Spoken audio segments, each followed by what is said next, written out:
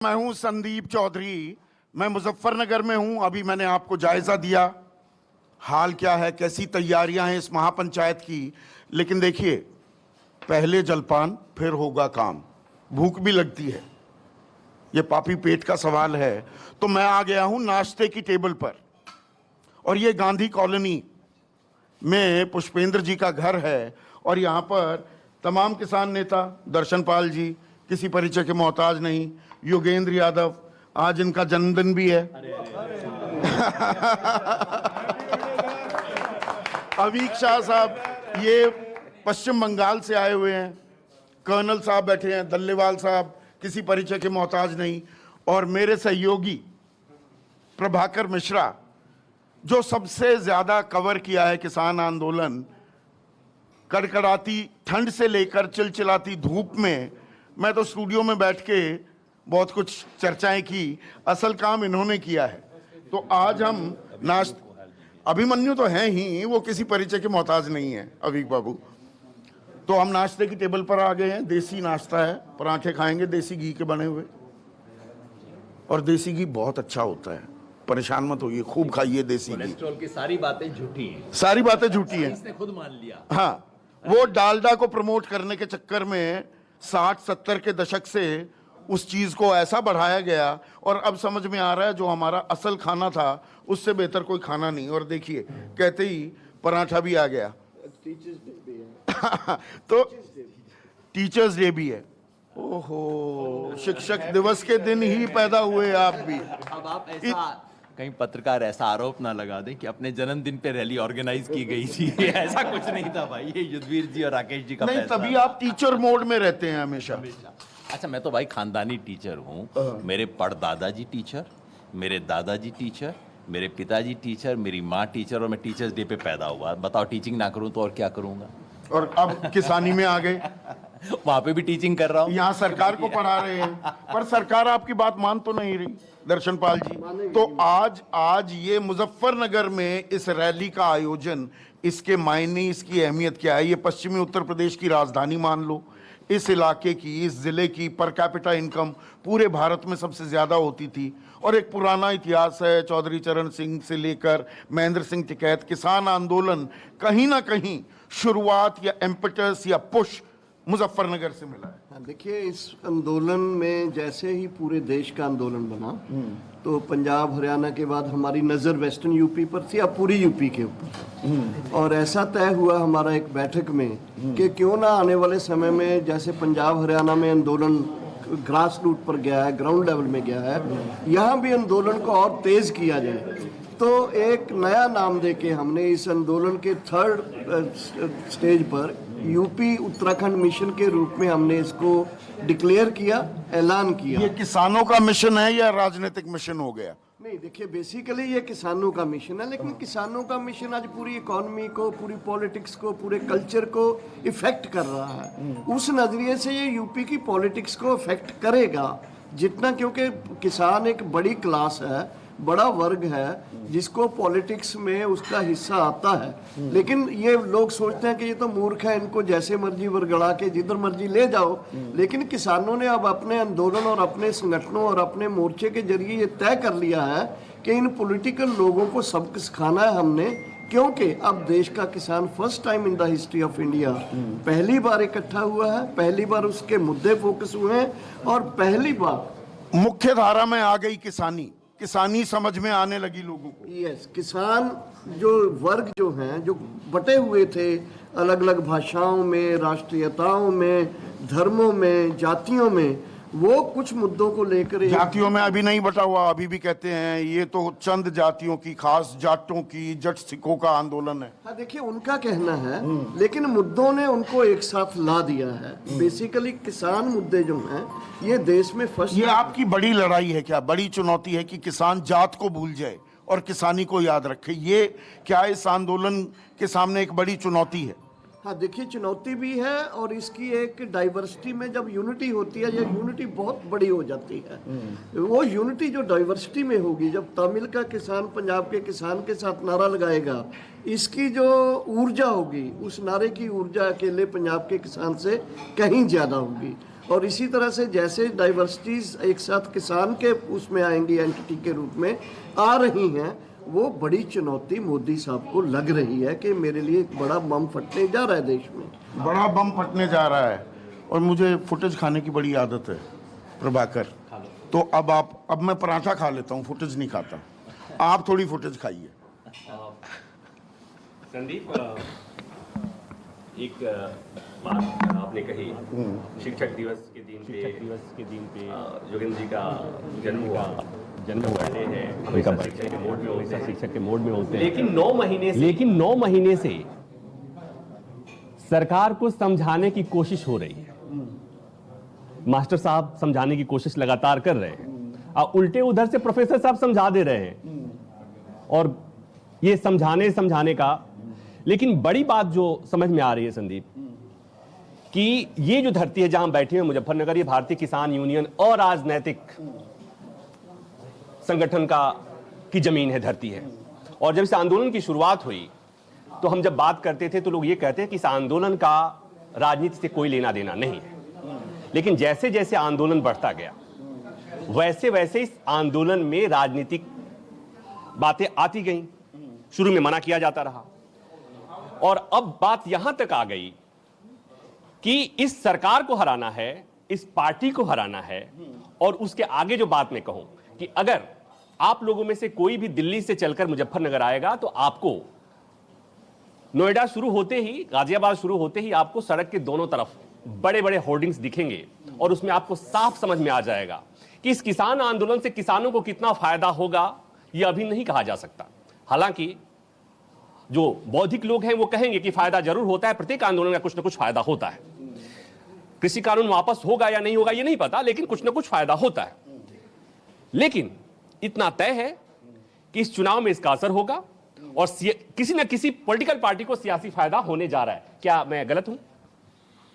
देखिए, ये तो स्वाभाविक बात होती है, जिस किसी भी सत्ताधारी दल के खिलाफ आंदोलन होता है ना, उसको उसका नुकसान तो उठाना पड़ता है। लेकिन ये भी तय है, जो पहले आप बात कह रहे थे कि हम पहले कहते थे कि हम नॉन पॉलिटिकल हैं, वो अब भी हैं। नॉन पॉलिटिकल थे, नॉन पॉलिटिकल हैं, नॉन पॉलिटिकल रहेंगे। लेकिन बात इसमें सबसे बड़ी ये है कि एक बैठक हुई थी, सरकार ने, पीयूष गोयल जी हमें ये कहते हैं उसी बैठक में कि अगर आपके आंदोलन का असर होता, सरकार पे कोई असर होता, देश में कोई इसका इम्प्रेशन होता, तो हम बिहार की इलेक्शन ना जीतते। वहां तो आपका कोई असर नजर नहीं आया। तो उस दिन फिर ये कहना पड़ा कि अगर इस भाषा को, अगर आंदोलन की भाषा को आप नहीं समझते, तो आपको इस भाषा में समझ आती है, तो आने वाले समय में जहां जहां आप ये कहोगे, वहीं पे आपको मतलब वहां समझाने का, लोगों को ये बात बताने का हम प्रयास करेंगे कि ये आप किस तरीके से देश को बेच रहे हो, आप किस तरीके से पूरे संसार को के अंदर भारत की थू करवा रहे हो। एक एक बात लोगों के सामने रखेंगे, तब देखेंगे कि आपका क्या हाल होता है। तो वो आपने देख लिया। तो मतलब ये कि बिहार चुनाव में नहीं असर दिखा, तो इस दिखा देना है। पश्चिम बंगाल में दिखाने की कोशिश की गई, कितना असर हुआ कितना नहीं असर हुआ। अब अभिमन्यु एक बात बताइए कि ये सब जानते हैं, इतना सुन लिया हमने कि ये हो गया कि भाई सरकार को सबक सिखानी है, बीजेपी को सबक सिखानी है, ये पहले से तय है। चुनाव आने हैं, चुनाव में वो दिखाना है। लेकिन ये जो इतना बड़ा आयोजन हो रहा है, लोग जानना चाहेंगे कि ऐसा क्या करने वाले हैं आप जो इस 9 महीने में दिल्ली की सीमा पर बैठे हुए आपने नहीं कहा, नहीं किया, और आज की इस पंचायत में ऐसी कुछ घोषणा होने जा रही है कि आप बताएंगे कैसा क्या करने जा रहे हैं? देखिए, सबसे बड़ी बात ये होगी, मैं आपको थोड़ा सा पीछे लेके जाना चाहूंगा। 2013 में इसी मुजफ्फरनगर की धरती से लोगों को धर्म और जाति के नाम पे बांट के लड़ाया गया था, और उसी के बाद बीजेपी आरएसएस का देश में उदय हुआ। एक तरीके से राजनीतिक तौर पे उनके अच्छे दिन आ गए, और देश के किसानों, जवानों, नौजवानों और देश के बुरे दिनों की शुरुआत हो गई। आज यानी 5 सितंबर 2021 को देश का किसान, कश्मीर से लेकर कन्याकुमारी तक और असम से लेकर गुजरात तक का किसान यही संकल्प करेगा कि हम हिंदू, सिख, ईसाई, मुसलमान बाद में हैं, पहले देश के जवान, नौजवान और किसान हैं। वे बवाल की बात कर रहे हैं, और जो यहाँ पर किसानी, एक मजबूत किसानी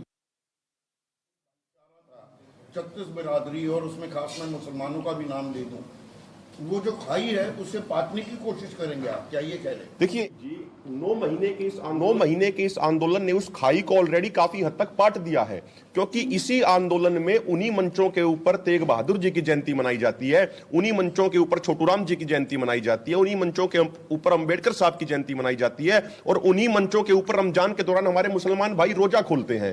तो जो सर्वधर्म समभाव का समाज हमारे क्रांतिकारी गांधी जी, भगत सिंह जी बनाना चाहते थे, उस सर्वधर्म समभाव के समाज को बनाने का काम इस किसान आंदोलन ने पिछले 9 महीने में किया है। और आज किसान ये संकल्प लेंगे यहां से कि अब हम धर्म और जाति के नाम पे बटेंगे नहीं, और आज से किसान समाज के अच्छे दिनों की शुरुआत होगी और धर्म व जाति के नाम पे बांट के राजनीति करने वाले लोगों के बुरे दिनों की शुरुआत होगी। तो सारा बड़ा संदेश होगा। आज का आपका एजेंडा क्या है? जो प्रभाकर कह रहे थे 9 महीने से आप कुछ बातें कह रहे हैं, वो देश समझ गया है, सरकार समझे या ना समझे, आम आदमी को ये समझ में आ गया है आपकी मांगे क्या है। आज अलग क्या होगा, या उसी की एक कंटिन्यूएशन दिखेगी? एक तो प्रभाकर वाली बात पे कह दूं कि भाई अच्छे से अच्छे प्रोफेसर का भी एक आधा स्टूडेंट फेल हो जाता है क्या करें, बड़ी कोशिश की है, समझाइश के बड़े कैप्सूल दिए, चल रहा है 9 महीने से समझाइश कोर्स चल रहा है, और इसमें कोशिश करके बंगाल में एक अच्छा सा कैप्सूल दिया था, उसका असर पड़ा है, देखो थोड़ा तो असर पड़ा है, पूरा नहीं। तो हमने सोचा सबसे बड़ा कैप्सूल, सबसे बड़ी बोतल शीशी दवाई की कहाँ है, वो तो भाई यहीं उत्तर प्रदेश में है। खैर वो तो मजाक की बात है। आज मैं समझता हूँ 3 बड़ी चीजें हैं। राष्ट्रीय स्तर पे आज की इस रैली से संयुक्त किसान मोर्चे के कार्यक्रम, पूरे राष्ट्रीय कार्यक्रम की दिशा तय होगी। संयुक्त किसान मोर्चा राज्य स्तर पे, जिले स्तर पे कैसे बनेगा, संयुक्त किसान मोर्चा का अगला राष्ट्रीय कार्यक्रम क्या होगा, उन सब की घोषणा आज होने वाली है। राज्य स्तर पे मिशन उत्तर प्रदेश की घोषणा होने वाली है। मेरे लिए मिशन उत्तर प्रदेश 2022 का नहीं है। जैसे ही मैं मिशन उत्तर प्रदेश बोलता हूं, पत्रकार कहते हैं अच्छा चुनाव, असेंबली इलेक्शन, ये वो, मैं कहता हूं भाई मेरे लिए तो मिशन उत्तर प्रदेश 2021 का है। मेरे लिए तो ये है मिशन कि भाई इसमें कहीं पे भी उत्तर प्रदेश के हर गांव के हर किसान के घर तक ये मैसेज पहुंचे, और यहाँ पे भी बीजेपी और इसके सहयोगियों के नेताओं का बायकॉट हो, यहाँ पे भी अडानी और अंबानी की दुकानें बंद करवाई जाएं, यहाँ पे भी टोल प्लाजा फ्री किए जाएं। सेब बेच रहे हैं वो हिमाचल में? बेच नहीं रहे, मैं समझता हूं किसानों की किस्मत बेच रहे हैं। 1 साल में 18 रुपए कम कर दिया रेट, ये देखिए आने का फायदा हुआ। जो कहते हैं ना अब अडानी आएगा, किसानों को ये मिलेगा वो मिलेगा, पहले साल मिल गया तोहफा जी, 1 साल में 18 रुपए रेट कम कर दिया। बताओ किसानों का क्या होगा। और तीसरी बात जो अभिमन्यु भाई ने कही, मुजफ्फरनगर का स्थानीय महत्व है इस रैली का, वो ये हमारा तो सिंपल, जो अभिमन्यु भाई ने सारी बात कही मैं तो एक उसमें समेट देता हूँ, वो तोड़ेंगे हम जोड़ेंगे। जिन्होंने जिस मुजफ्फरनगर से इस देश में आग लगा के हिंदू मुसलमान में झगड़ा करवाना, मतलब इस देश में आग लगाना है। इस देश में आग लगा के जिन लोगों ने अपनी राजनीतिक रोटियां सेकी थी, आज उनके विरुद्ध शुरू तो हो गया 9 महीने से, लेकिन मैं समझता हूं उसका उद्घोष आज होगा कि अब जोड़ने की राजनीति होगी और किसान कहेगा मेरा धर्म किसानी, मेरी जात किसान, बस मेरा धर्म किसानी, मेरी जात किसान। आप जोड़ने की बात करेंगे। पर मुझे एक चीज बताइए, आज हम मुजफ्फरनगर में बैठे हैं, अभी मैं कर्नल साहब से भी ये बात पूछूंगा, ये तो गन्ना बेल्ट है, आपने पंजाब में दबाव डालकर 35 रुपए बढ़वा लिया, जो FRP या मैं SAP कहूं, अमरिंदर सरकार ने 35 रुपए बढ़ा दिए, उन्होंने भी 10 रुपए बढ़ाए थे, यहां भी 2017 में 10 रुपए बढ़े थे। पंजाब में तो 16 शुगर मिल्स हैं, यहां 119 हैं। तो ये आपके आंदोलन की एक कमजोरी है कि जिस मुजफ्फरनगर में आप बैठे हैं और यहां तमाम शुगर मिल्स हैं, अभी बकाया भी है, कोई ब्याज देने की तो बात हुई ही नहीं, आज तक DM ऑर्डर नहीं निकालता, RC नहीं काटता किसी भी मिल की। पंजाब में आप करवा लेते हो, यहाँ नहीं करवा पाते, ये कमजोरी है? नहीं संदीप जी, देखिए अभी मैं ये बताना चाहता हूँ कि पंजाब में जैसे हुआ, आंदोलन जैसे शुरू हुआ, उसको हम दूसरी जगह में भी उस मॉडल को इम्प्लीमेंट कर, गन्ने वाली बात भी मैं यहाँ जोड़ना चाहता हूँ। नहीं, जब आप कहते हैं ना कि MSP को कानूनी जामा पहनाओ, गन्ने के दाम पर तो कानून है, शुगर केन कंट्रोल ऑर्डर है 1966 का। वही मैं कहना चाहता हूँ कि अभी हमें यूपी में भी पंजाब के किसानों की तरह गन्ने के बकाए और गन्ने की कीमत के लिए लड़ाई साथ लड़नी होगी, नंबर 1। नंबर 2, यूपी में इलेक्ट्रिसिटी का बहुत बुरा हाल है, लोगों को महंगी भी मिलती है, कम भी मिलती है। तो हम सोचते हैं ये 2 मुद्दे अभी हम mission UP, this is my personal view, अभी हम डिस्कस करेंगे, फाइनल करेंगे इसको, कि 2 मुद्दों को लेके बाकी जो हमारे नेशनल मुद्दे हैं उनको साथ लेके यूपी में एक आंदोलन का नया स्वरूप, नया। शुगर मिल मालिकों पर इतनी नर्म दिली क्यों दिखा रहे हैं आप? नहीं, नर्म दिली नहीं, मैं ये कह रहा हूँ बिल्कुल नर्म दिली नहीं। हम तो गन्ने का पूरा रेट लेना चाहेंगे, और गन्ने के रेट लिए इस आंदोलन में गन्ना मुद्दा जो है हमारा एक काफ़ी इम्पोर्टेंट मुद्दा रहेगा, क्योंकि इस बेल्ट में नहीं, पूरे यूपी में मुझे लगता है कि हम इस गन्ने के इशू को जोड़ के हमारे आंदोलन को बहुत स्टेप्स आगे बढ़ा लेंगे।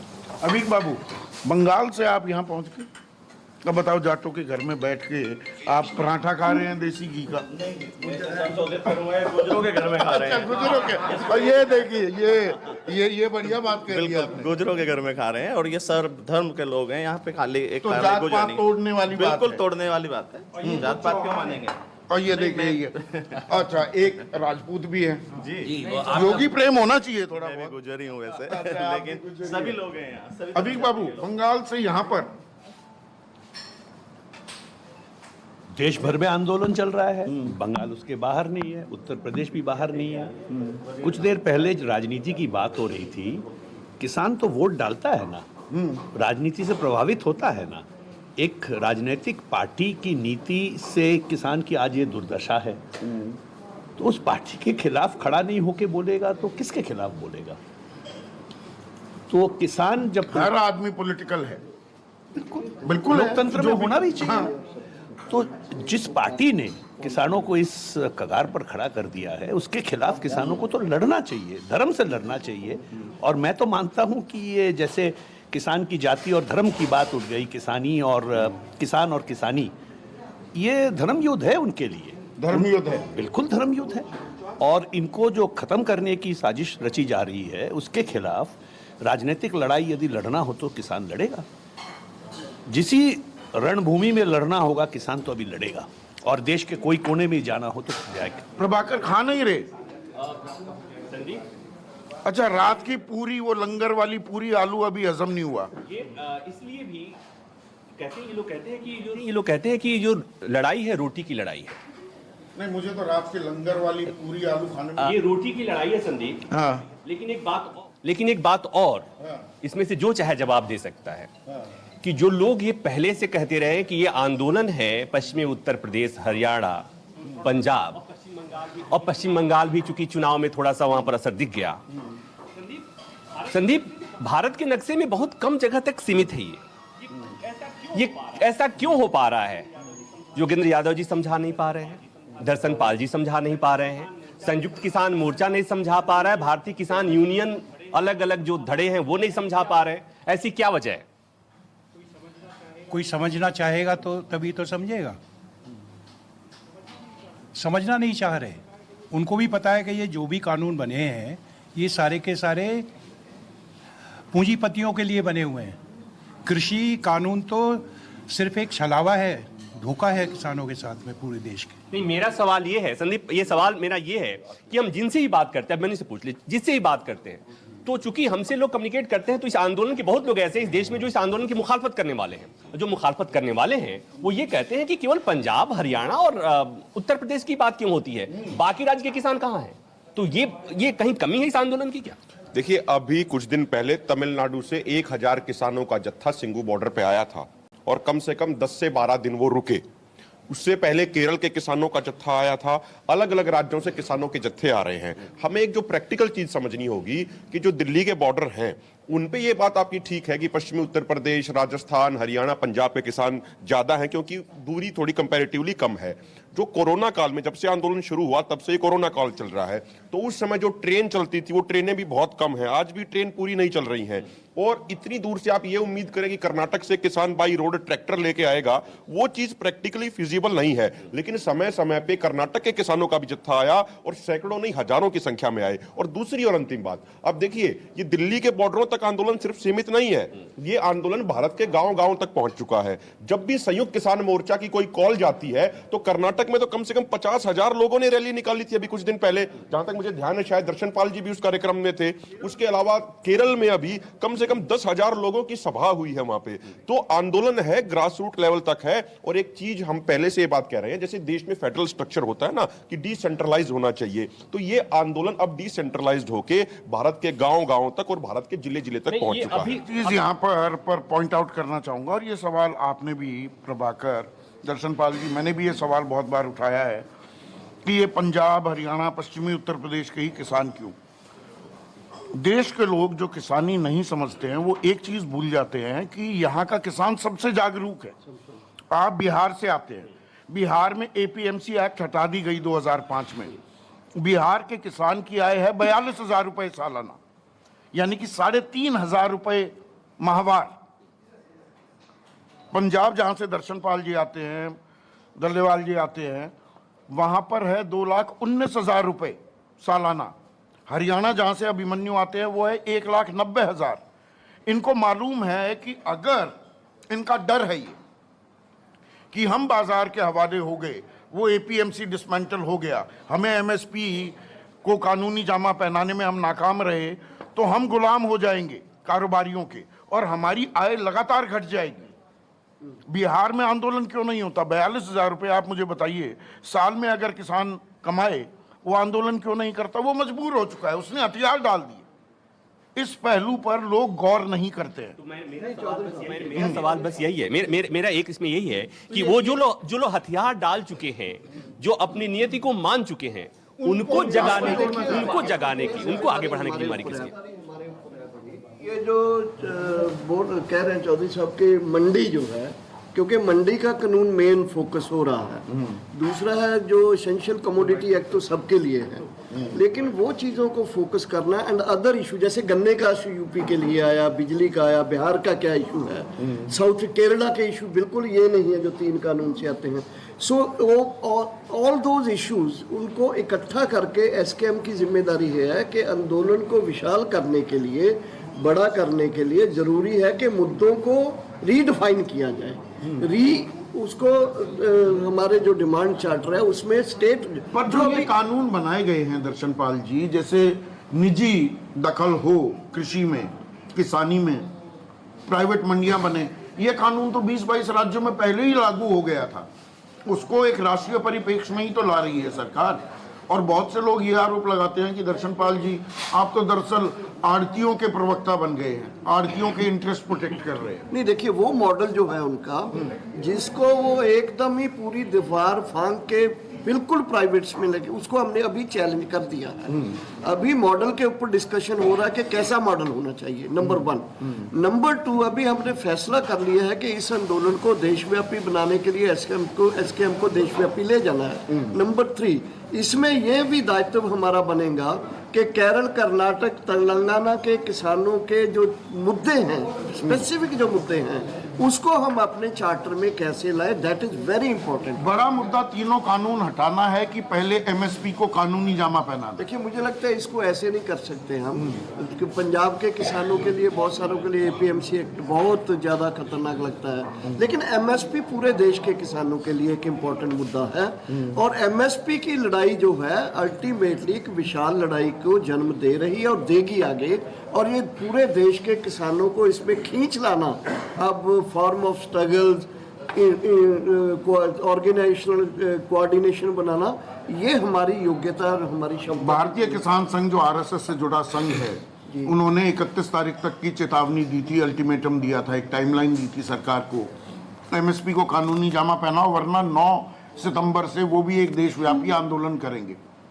क्या आप दोनों साथ चलने को तैयार? नहीं, मुझे नहीं लगता कि चलेंगे। देखिए हम देखेंगे कैसे चलेंगे वो आंदोलन का। आजकल देखिए कुछ लोग हैं वो सोचते हैं कि पार्लियामेंट में जाके हम ठीक कर लेंगे, वो भी नहीं होगा। देश में सड़क की राजनीति के ऊपर आना पड़ेगा। अगर वो आएंगे तो देखेंगे कैसे आते हैं, वो आएंगे नहीं, मेरा ये पूरा मन। अगर आएंगे हैं तो देखेंगे, हाँ आते हैं तो डिस्कस करेंगे हम अपने मोर्चे में, क्योंकि एक संदीप, इसी से मैं एक और सवाल जोड़ूंगा, आप ही से पूछूंगा। वीएम सिंह किसानों के बड़े नेता, सुप्रीम कोर्ट तक लड़ाइयां लड़ी, वो भी गाजीपुर बॉर्डर पर बैठे थे और उनसे जितनी बार मैंने बात की वो नाराज होकर वहां से चले आए थे। जितनी भी बात करी तो उन्होंने कहा कि अगर एमएसपी की लड़ाई लड़ी जाए और सरकार एमएसपी गारंटी कानून बना दे तो बाकी मसलों पर हमें बात करने की बहुत जरूरत नहीं है। लेकिन इस बात पर सहमति नहीं बनी और यही शिकायत रही वीएम सिंह की और वीएम सिंह आंदोलन से, इस पर सहमति क्यों नहीं बन पाती? देखिए, आप बिहार से आते हैं, यही एपीएमसी मंडी का सिस्टम बिहार में खत्म हुआ तो बिहार अब पिट गया है, बिहार का किसान बर्बाद हो गया है। अगर पंजाब में, हरियाणा में, जहां जहां पे मतलब ये मंडी स्ट्रक्चर है, अगर वो भी खत्म हो जाएगा तो जो ये अपना फार्मूला बता रहे हैं कि हम बहुत किसानों को मतलब अपग्रेड कर देंगे, किसान बहुत अमीर हो जाएंगे, किसान बहुत धनी हो जाएंगे, वो बिहार के किसान को क्यों नहीं कर पाए? हमारा फार्मूला वहां पे लागू करना चाहिए जो बढ़िया है देश में, और उनका वहां का टूटा हुआ यहाँ पे लागू करना, ये कौन सी मतलब बढ़िया बात है? मेरा सवाल अभी भी वही रह गया। मैं वही कह रहा हूँ। हम ये चाहते हैं कि वो किसी हाल में प्राइवेट मंडी का, सरकारी मंडी के पैरेलल प्राइवेट मंडी नहीं आनी चाहिए। अगर वो आएगी तो स्वाभाविक है कि सरकारी मंडी टूटेगी, और वो उस बात को क्यों नहीं समझ रहे, ये उनकी बात है। अगर वो यही पर ही हमारा उनके साथ वो मेलजोल नहीं बन पाती। संदीप, मुझे लगता है कि नाश्ता हो चुका है और हमें महापंच, मेरी निगाह इस बात पर है, ये आपकी सेहत, चेहरे की रौनक, रंगत, नूरानी चेहरा जो है ना आपका, हंसता हुआ नूरानी चेहरा, उसकी हकीकत अब मुझे समझ में आ गई। और मेरे जो फूले हुए गाल हैं उसकी हकीकत करता हूं। संदीप जी, बिहार के आप सबसे प्रोस्पेरस इलाके के हैं, प्रोस्पेरस इलाके के हैं, मैं बिहार के किसानों को रिप्रेजेंट करता हूं। तो चलिए हम नाश्ता मुकम्मल करते हैं, उसके बाद मैदान में पहुंचेंगे। ये हमारी कवरेज 10 बजे से एक नए सिरे से फिर शुरू करेंगे, और प्रभाकर के लिए भी पराठा आ गया है, एक खा ही लेंगे, थोड़ा दबाव डलेगा। एक ब्रेक ले रहे हैं, ब्रेक के बाद खबरों का सिलसिला जारी रहेगा।